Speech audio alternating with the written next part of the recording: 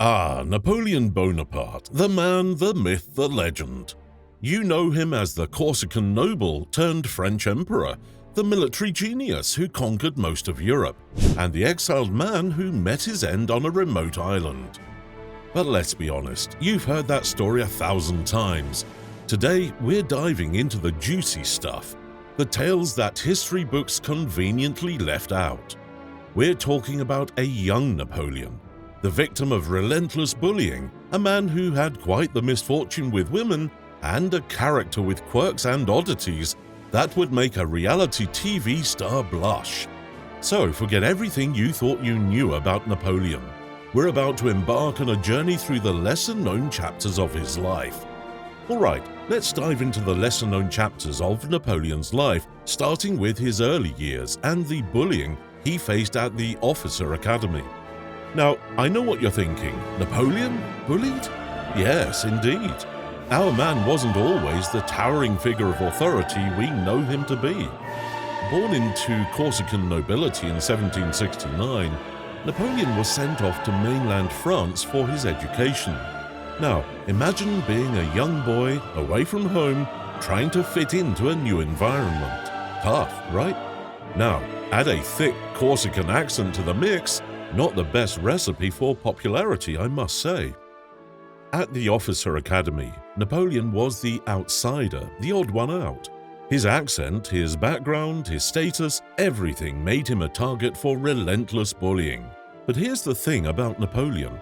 He didn't crumble under the pressure. Instead, he used it as fuel to forge his character and ambition. This experience, as brutal as it was, played a crucial role in shaping Napoleon's military strategies and leadership style. He learned to stand his ground, to fight back, to strategize, skills that would later make him one of the greatest military leaders in history. Interestingly, young Napoleon harbored dreams of an independent Corsica. He was, after all, a Corsican at heart. But the winds of change were blowing across France, and the French Revolution was about to turn his world upside down. His views began to change, and his allegiance shifted from Corsica to France. The early life of Napoleon Bonaparte was marked by bullying, resilience, and a shift in loyalties. A far cry from the image of the powerful emperor, isn't it? But remember, even the greatest of leaders have humble beginnings.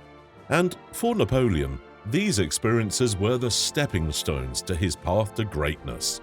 Napoleon, despite his military prowess and political acumen, was, let's just say, less than fortunate when it came to matters of the heart.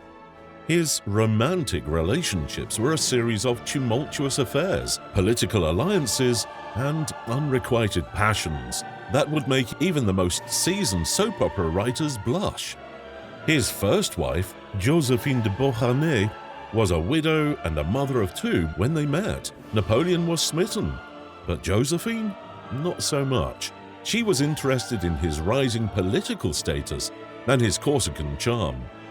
Their marriage was a roller coaster of infidelities and power plays, with Napoleon once famously stating that the wife was made for the husband for his country, his family, and glory. Talk about setting the stage for a healthy relationship, right? But wait, there's more. After divorcing Josephine, Napoleon married Marie-Louise, the daughter of the Austrian emperor. This wasn't a love match, but a strategic move to secure an heir and strengthen his political alliances. Despite their marriage producing a son, Napoleon and Marie-Louise were never quite the picture of marital bliss. And let's not forget about Napoleon's mistresses. He claimed to have only 7, but historians have counted at least 21.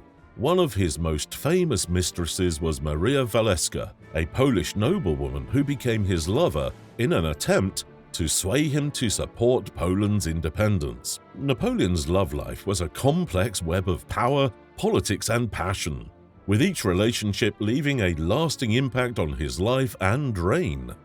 Even his relationship with his sister Pauline was fraught with tension. Pauline was known for her beauty and scandalous behavior, and she often used her influence over Napoleon to her advantage. Despite their tumultuous relationship, Napoleon admired Pauline and even once commented on her beautiful hands. In the end, Napoleon's misfortune with women was a reflection of his complex character. He was a man driven by ambition and power, but also a man with a deep desire for love and companionship. Now, you might have heard that Napoleon was a bit on the short side. Well, that's a myth. According to pre-metric system French measures, he was a respectable 5'2". But here's the kicker. The French inch of the time was 2.7 centimeters, while the imperial inch was shorter at 2.54 centimeters. So, in reality, he was of average height for his time. Talk about a tall tale, huh? Now, let's talk about cats. You'd think a man who led armies would be fearless, right? Well, not when it came to our feline friends. It's said that Napoleon III, not Napoleon Bonaparte, had a fear of cats. As a workaholic, Napoleon Bonaparte had no use for such creatures. His first wife, Josephine, kept cats and loved them. Napoleon, not so much. And then there was his habit of humming. Apparently, whenever he became agitated, he would start humming and mumbling. Unfortunately, his singing voice was described as distinctly unmusical. Imagine that, the Emperor of France a terrible singer. Napoleon also had a peculiar pose, with his hand tucked into his waistcoat. This pose was considered to show manly boldness tempered with modesty, but it was more than just a pose. He was known to be quite particular about the care of his hands. And who could forget the infamous rabbit hunt incident? In July 1807, Napoleon was attacked by a horde of rabbits during a hunt. Yep, you heard that right, rabbits. Napoleon also had a lifelong feud with Pope Pius VII, which led to a restoration of the church after the armies of the French Revolution had devastated the papacy. Lastly, let's not forget about Napoleon's writing endeavors. He was known to be a prolific writer, and he did write memoirs. Alright, let's pull back the curtain on Napoleon Bonaparte, the man who turned military tactics into an art form so timeless they're still being dissected in military academies today. Napoleon, ever the innovator, introduced the corps system. Instead of lugging around his army as one cumbersome unit, he divided it into corps, each capable of operating independently. It's as if he looked at the traditional military playbook, scoffed, and decided he could do better, and he did. Then there's his use of artillery. Napoleon didn't just use these machines, he mastered them. He positioned his artillery to cause maximum chaos, often breaking the enemy's line, which his infantry and cavalry would then exploit. It's not just warfare. It's strategic brilliance, with a hint of, take that. But Napoleon wasn't just about tactics. He was also a logistical maestro. He knew that an army marches on its stomach, and he made sure his troops were well supplied. It's as if he realized that a well-fed soldier is a happy soldier, and a happy soldier fights better. Revolutionary, right? And let's talk about his leadership style. Napoleon was a charismatic leader who knew how to motivate his troops. He often visited the front lines, boosting the morale of his men. It's as if he knew that the will to fight was just as important as the weapons they carried. Who knew? But even Napoleon had his oops moments. His invasion of Russia was a catastrophic mistake. The harsh Russian winter and scorched earth tactics of the Russians decimated his Grande Armée. It's as if Mother Nature herself decided to teach him a lesson in humility. Despite his eventual defeat, Napoleon's influence on military strategy and tactics is undeniable. His innovative tactics, effective use of artillery, logistical skills, and charismatic leadership have all left a lasting impact on military doctrine. So, next time you hear about a brilliant military strategy, remember to tip your hat to Napoleon. After all, imitation is the sincerest form of flattery. Napoleon Bonaparte, a man who was as complex as he was ambitious.